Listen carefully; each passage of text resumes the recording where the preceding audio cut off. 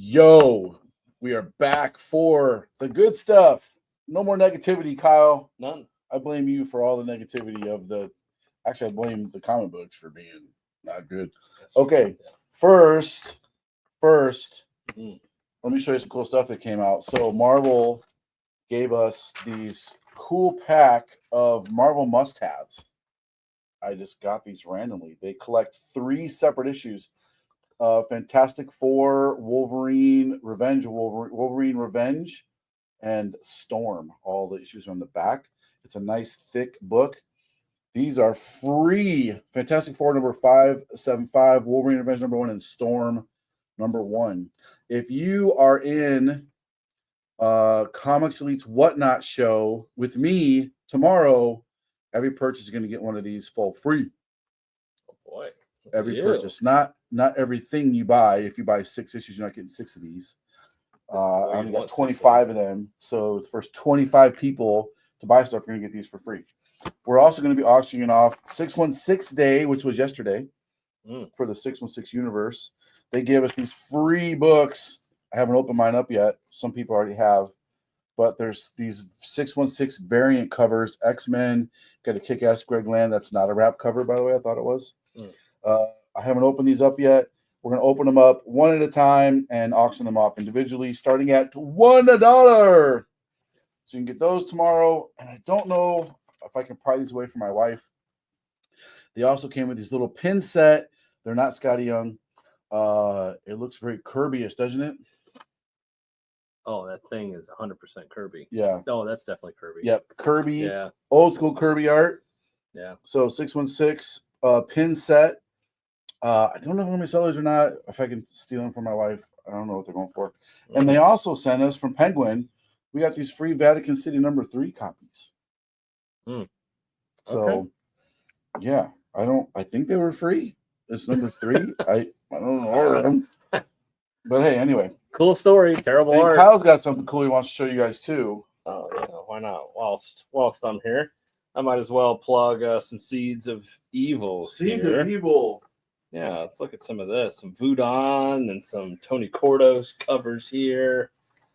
So in case you guys are new, Seeds of Evil is Kyle's book. It is. Written by me, not drawn by me, thankfully.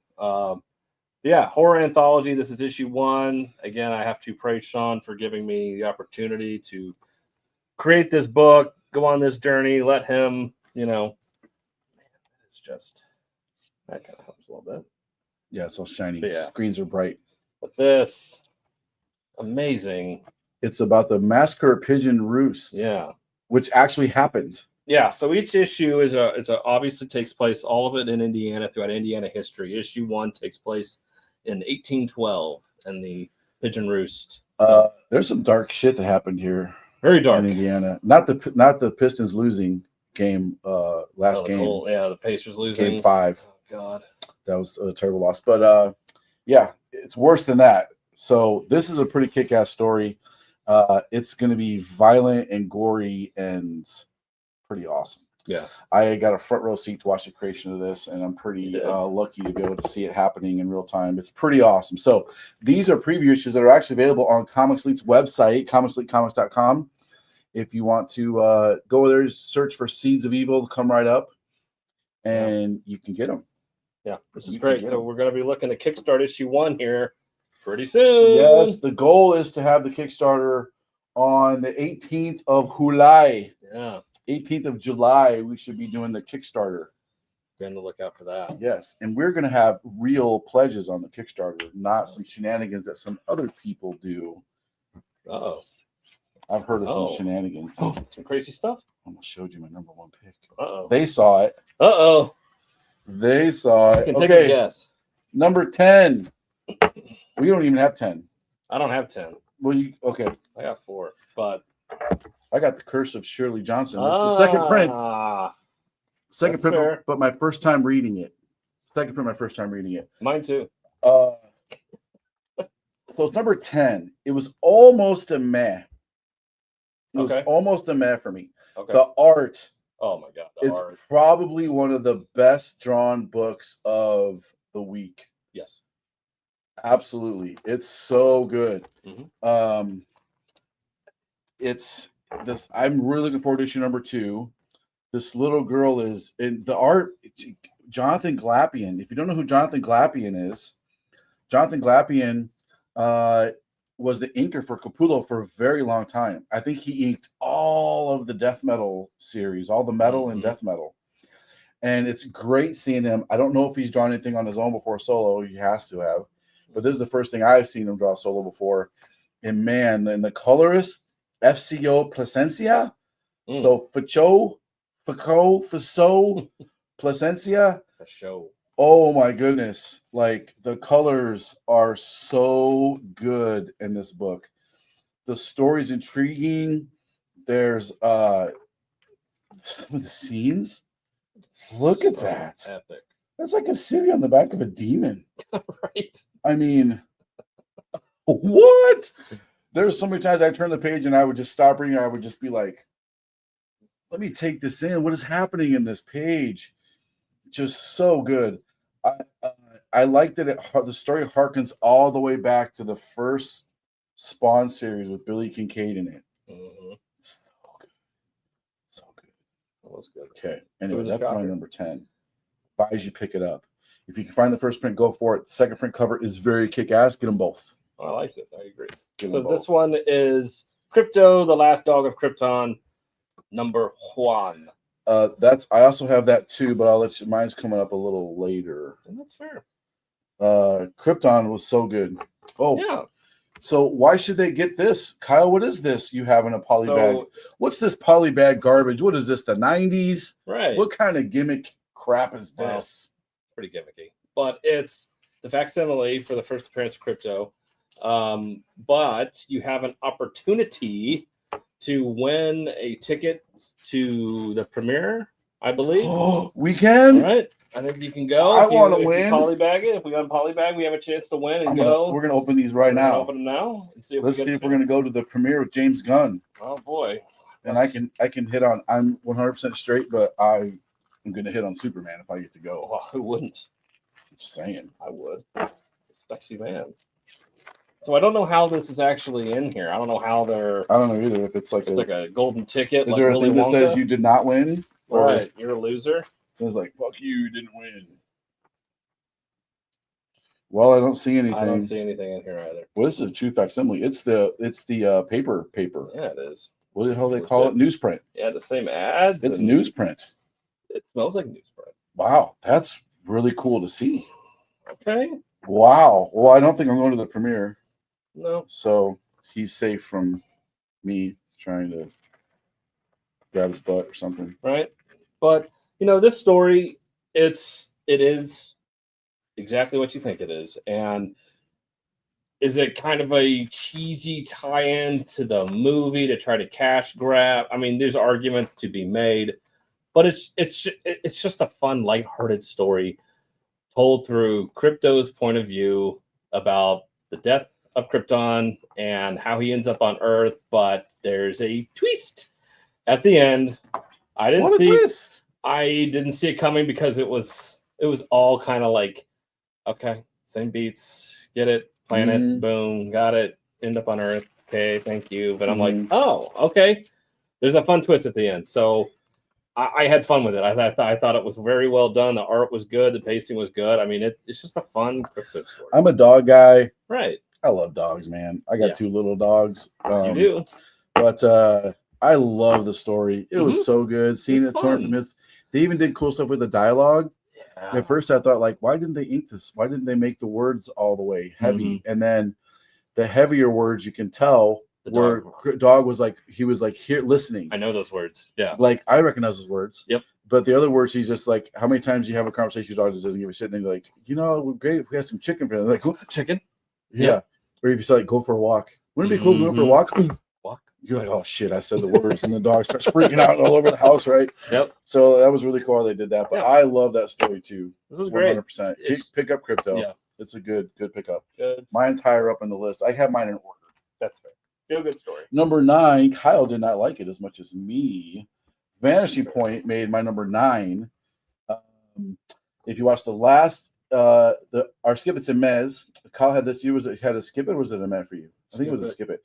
I really like this. it starts off with this. It's a Jetsons-like world.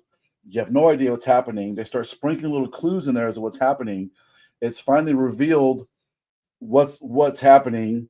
You're not in this world anymore. And I want more of this. I cannot wait to go read issue number 1. I cannot wait to read issue number 3. The story is intriguing. I thought it was a lot of fun. I love dystopian worlds. And man, this is super dystopian at the end. I was like, what? This is crazy. Like, I don't know who the dude is. I don't know how he got there and how the world got to where it is. I want to know more about this world. The concept of like your brain, as you run out of oxygen, it builds like a wall, and those are your last, the world you live in the last moments before you die. That's kind of a cool. I don't know if that's true or not, but it was kind of cool. But anyway, I love Vanishing Point. You may pass it on the shelf because like it's a Jetsons. It's not. It's a Vanishing Point. So Mad Cave, great job. Even the little price tags here, nice little touch on there. That was fun. Thought it was really cool. So that's my number 9. Sure. Numero ocho, that's number 8. I'll wait till you get to. I have Tales of the Gunslinger. All right, I got that. Okay, there's 3 spawns out this week. Right, we have Rat City. Yep. Oh, there's 4. Rat City, Bloodletter, the second print, and then of the Shirley Johnson, and this. Yep. I ran my mouth last time. You go and start this one. Sure. The original Gunslinger series, I loved because Brett Booth was on it, Capullo on some of the covers until Brett Booth left, and then you got some fill-in artists, and then the story went into stupid kooky town with a fat Mexican person who was, working at a motel who was telling him how he needed to be better. And it was like, okay, I can't do it. I haven't read this Deadly Tales of Gunslinger. This is the first issue I picked up, and holy shit, this art blew me away. And you had Jimmy Palmiotti on the story. I was like, okay, I'm with you. And it clicked with me. I'm just like, this is Gunslinger Spawn. Where the hell has Gunslinger Spawn been? He's been hiding in this book that no one's reading. So I've been trying to look at who writes it after I read it. Yeah. Because I don't want to be tainted by some opinions. When I got done reading this stands out as the best Spawn book of the week by far. By far, the story stands out. And I was like, of course, Jimmy Palmiotti wrote it. Like, of course. There's some great twists in there. There's a great, compelling story. I want more. I want to know more about the character. I want to go back and read previous issues. I can't wait for the next one to come out. Highly recommend reading this story. It's everything you would expect from a Spawn book. It's dark, but there's a humanity to the darkness too. Yeah, the kid story in this, and you can relate. It's just really, really good writing, man. Great writing. Very good. Great job, Jimmy. And the artist, just give the artist some credit. Patrick Reynolds, great job. Colors did a great job. NCT colors, wherever that is too. This first page is just absolutely stunning. Yeah. That's a cover. It is. It is. Yeah, loved it. Lewis NCT on the cover. 20. I got my notes. 20 pages of story. Best Spawn of the 3. Great twist. Great story at the core of it. The art fits the writing perfectly. 100%. Perfectly. There's like a Cogliostro character kind of shows up in there, and then something weird happens with that character, but then that character maybe or may not do something else, which was really cool that I didn't see. Really, really cool. Really cool. Want more. Yep. Agreed. Okay, number 7 for me is I Had Titans. This was in your mez, I think, but it was a solid man. Yes. It was a solid man. Man, I got to tell you, I was not expecting to like this book at all. I thought it was going to be a throwaway book. I thought I was going to maybe even be in the bottom. I try not to have expectations. The action is fantastic. The art's fantastic. The colors, wow. Very good. It's easy to follow the story. The characters are very intriguing, especially Vanadia. She's the bad person guy. And then this girl on the cover, Tara. I really like this Tara villain. She's a bad guy. I really like Tara in this one. It starts off with the Titans got their ass kicked. they were supposed to go. They were going to go fight somebody, and then Deathstroke's waiting for him. Had some rogues there waiting to kick their ass. Had a team to put together. Not Beast Boy. What do they call him in here? Changeling. Changeling. Changeling screws up, does something. It's really cool what Changeling's doing, by the way. In order to not have his mind controlled, he turned into a swarm. That was pretty good writing. But then he saw a guy turn back. Anyway, I'm not going to spoil too much for you, but this super powerful person can control machines is in here. That's the character of Vanadia. Great character design too, by the way, of Vanadia. Mm-hmm. But she shows up and they're talking about look, you're kind of freaking us out because you're so powerful. If you exerted a little bit of your power, you could take over every machine in the world. And I'm going, what? She's that powerful? Mm-hmm. If this was X-Men, that'd be Omega level type stuff, right? But she basically goes and wants to get revenge on the team. And then Tara changes things around on. I'm not going to spoil anything for you, but highly recommend it. I'm going to read the next one for sure and probably even go back and read the previous one, see if I like it as much as this one. Liked it a lot. Okay, number 6. Yeah. Kyle doesn't have that many, that's why. I don't. So you hated this. I didn't hate it. It's a mess. The first issue I absolutely hated. So if I would have read the first issue the way you described it, I may be a little more tainted. Mm-hmm. I like the idea of him having a new power because the new power gives him a new weakness also. Right. So I'm probably going to screw it up, but basically, if he's exposed to kryptonite for too long, his body turns golden. Basically, he expels all the solar energy he has saved up. So he becomes impervious to kryptonite for 3 minutes, I think. Mm-hmm. And it's a hard cutoff. 3 minutes, boom, you're done. They stole the idea from my power hour. Anyway, 1 hour, she's done. 3 minutes, he's done. And then he's like human. He doesn't even have his Superman powers anymore. Mm-hmm. And now all of a sudden the world has a crap ton of kryptonite in it.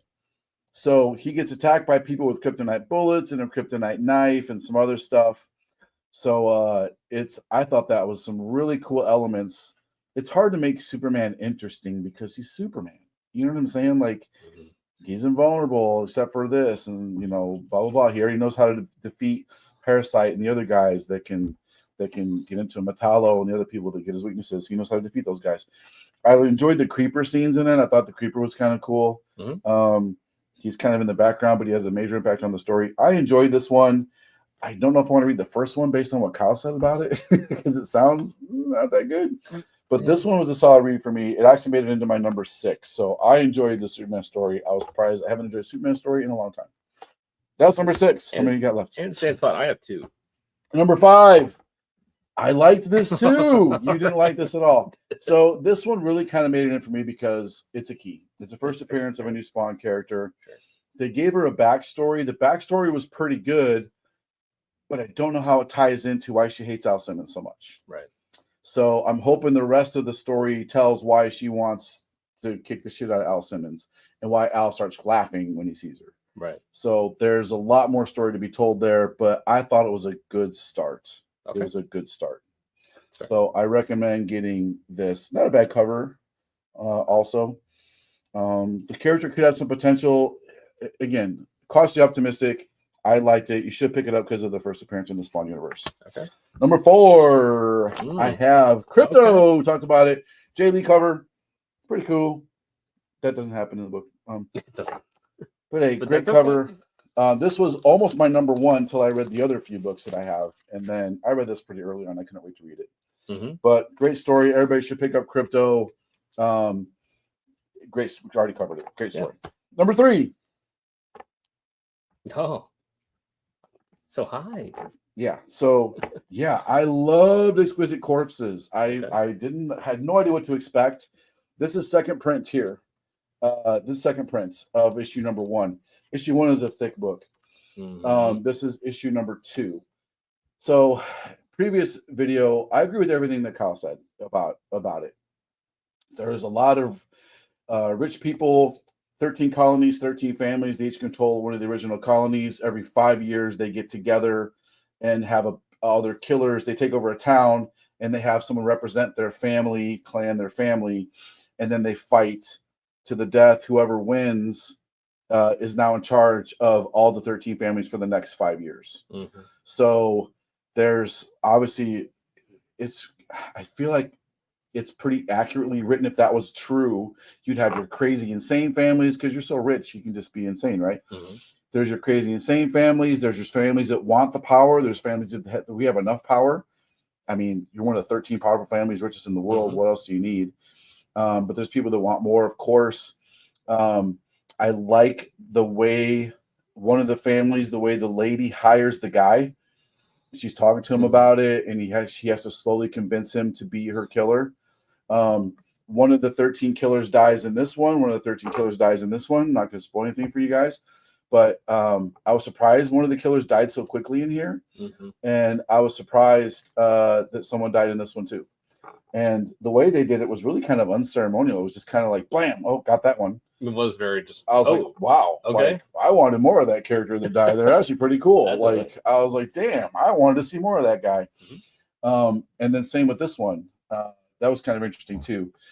And I think the killers, they already gave them a little bit of depth. Like the pretty boy killer one, I thought is already has some character, some personality coming out in the writing. But I really enjoyed Exquisite Corpses, and I'm looking forward to the next series. You know, James, I feel like this wasn't drawn out either. Sometimes a story can be really, really drawn out, like Tom Taylor with what the book he wrote that I gave it a skip it. The Superman story. Was it Detective? I think. He's basically they're just driving to another place. 20 pages, 22 pages of just drive. Oh, I'm disappointed. Do they make 24-page comics anymore? Like almost all DC were 20 or 22 pages. Yeah. Very disappointing. Anyway, nothing happens. They're just driving one place to another. There's another episode where they're just going one place to another. Like nothing happens. They're just moving somewhere. Right. That's drawing out a story. Something's Killing the Children is notorious for drawing out a story. Yeah, the last house on the lake on the left, whatever the God, just dragging that story out, like dragging it out just to get more issues out of it. Like, tell me you're running out of ideas without telling me you're running out of ideas. This packs so much story into these 2 issues. It's awesome. It's awesome. He could have easily drugged this out a lot longer. Right. He's also not the only writer in this. There's someone else writing this with him. Michael Walsh. Yep. Michael Walsh. I don't know who that guy is, but I love that. Okay, cool. Such a great writer and artist. He's usually a writer-artist. So love Exquisite Corpses. Think everybody should read it. Okay. Now we're down to our last 2. Okay. What was your second to last one? Shirley Johnson. I put. Okay, cool. Nice. You already discussed it. I don't know what else needs to be discussed. It's a fantastic issue. I was very pleasantly surprised by this, and the art was just a cherry on top to this. This was so much fun. The harking back to early Spawn. Issue 1 through 5, early Spawn. Yeah, it's like, all right, you got me. Yeah. So, and then I was just on board for the rest of this. This was so much fun. A very, very welcoming surprise to the Spawn universe. Agree. And again, guys, this is second print, so this isn't even a new issue out this week. We just read it for the first time. I would not have picked it up if you wouldn't have put it in the stack. I would not have read this book. It would have just. Yeah, I kind of pushed a few books. I was like, you got to read it. Pick it. He's like, I was like, read it, goddammit. I very reluctantly read a lot of books. I love Zatanna so much. It's my number 2. Okay. The writing in this is so unique. Did you catch up on the stars and the words, the missing letters? Yeah. Oh yeah. So much. There's a lot happening in this. I read the whole thing twice. I rarely go back and read a book twice. I skimmed back through Shirley Johnson again because I love the art so much. I wanted to absorb it again. And then I read this whole thing twice. The story of the dad, the backstory of the dad's fantastic. She breaks a fourth wall in here, and I'm not going to spoil it for you guys. You got to read it. There's a scene where she kind of looks right at the reader, and then she's like, puts her like, don't mind me. I enjoyed those 2 to 3 pages so much. I had a smile from ear to ear. My wife was making dinner and I'm reading the book. She's like, what are you reading? And I was like, this is so good. And then halfway through, some of the letters that the one of the person's talking, the letters are replaced with like stars. And I was like, this has to mean something. So I started writing them down. right? And I thought for sure it was going to spell out a word if I read it backwards. Yeah. You know, it doesn't, but the letters unscrambled do become something that she uses. It's so clever. So between that, the backstory of the dad, adding the human element to her, her fighting the bad guy that she's fighting in this weird place, the fourth wall break, so creative. It wasn't like a Deadpool fourth wall break where those are really kind of corny and cheesy in my opinion and kind of overplayed. And it's the whole damn book. Yeah, it's the whole thing. Who else does that from DC? Or I'm sorry, She-Hulk doing the same thing. It's kind of just Bug does that. Ambush. There's this. It was really quick. It was super fun. It was done perfectly. It was done perfectly. I gotta say, I can't rave enough about this issue. This issue made me just smile the whole time. And at the end, I was like, okay, it's not just a one kind of a one-off issue with all these cool ideas. I can't wait to see what else is happening with the rest of the story. So just seeing the letters, the fourth wall, the panels moving was great. It was page 10 and 11 where she does the panels are just awesome. That page 10 and 11 was probably the funnest, most bestest two panels that I've seen in a long time. It was a lot of fun. Reminded you why comics are so fun.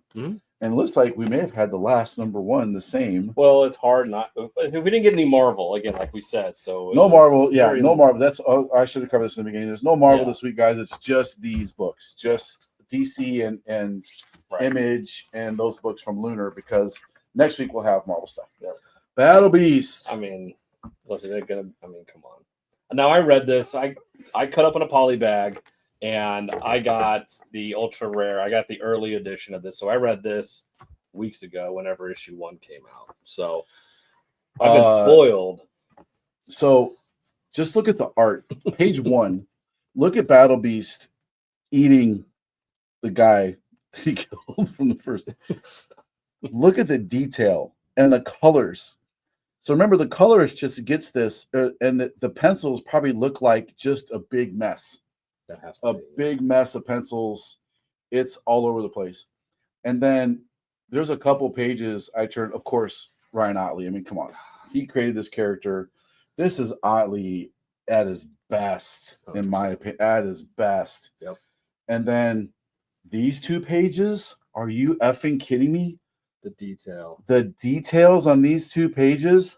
All the people he had to draw, everything. The details on these 2 pages. Imagine how long this took him to draw this space station. The lines in there. What?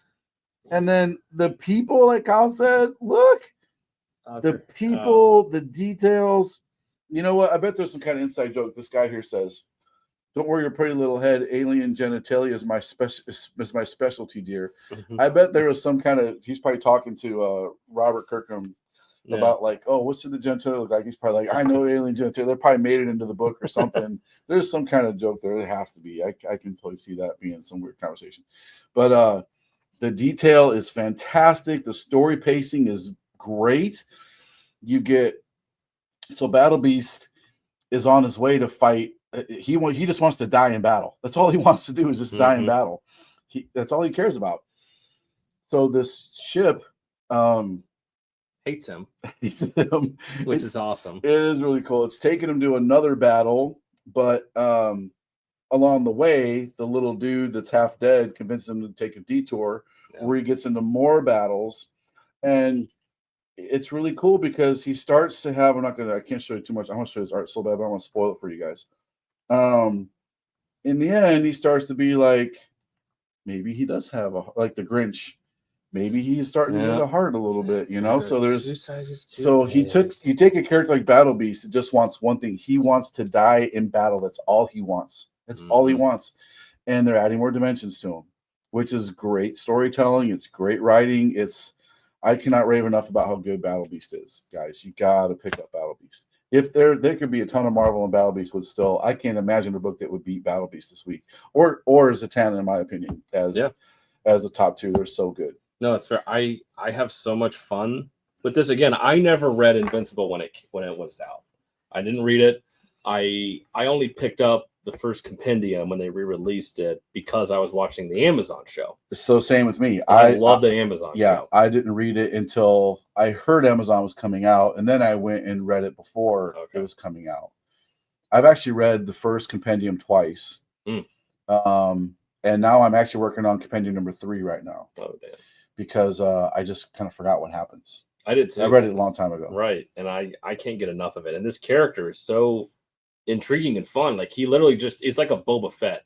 He shows up for an issue, beats the living shit out of the Guardians of the Globe, and then just leaves because he's like, none of you are worthy. Yeah, you're all fucking useless. He literally wasted his time. Yeah. And then he leaves. And you're just like, what the hell was that? Like, who did that? And then he shows up later, and with the Viltrumites, it's awesome. But so to tell this tale of a character who seems very one-dimensional, and just provide a little. And Robert Kirkman is that just shows how much of a genius he is as far as his writing. He knows how to take a character who he probably was just like, yeah, it's just a one-off, it's just a fun Battle Beast. Yeah, whatever, it's just fun. And he's like, no. What if there's more to that? Yeah. And it's not just a gimmick. Let's just throw this thing in here and people will buy it because it's polybagged, whatever bullshit he wants to do. It's like, no.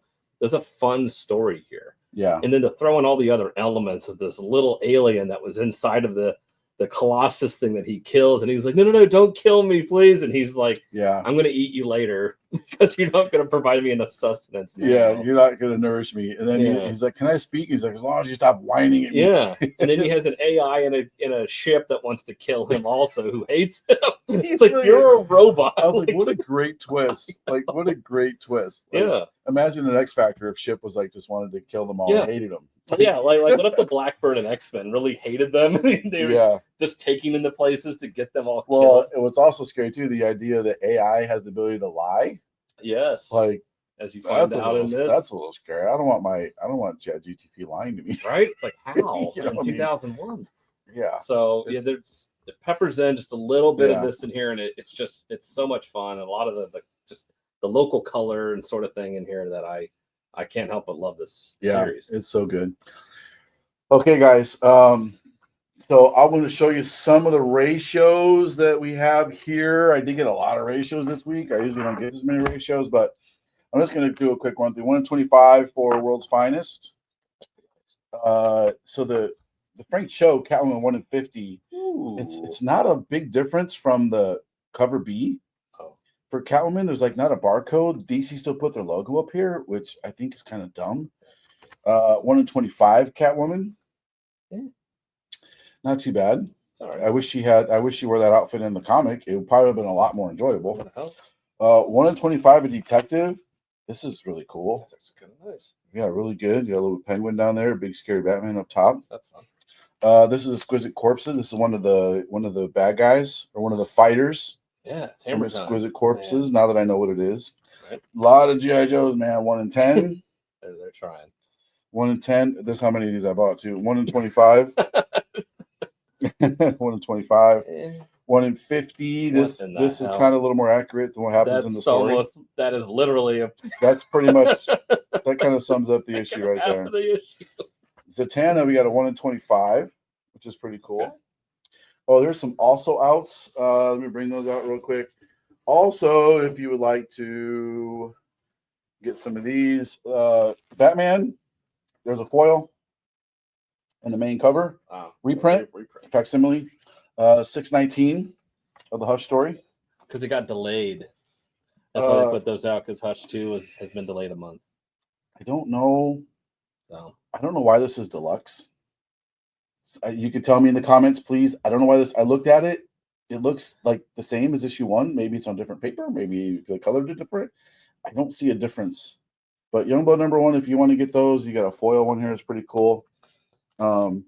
Second print Transformers, Absolute Batman. There's number 5, 6, and 7. Various printings are out. So this is second print of number 5. This is 512.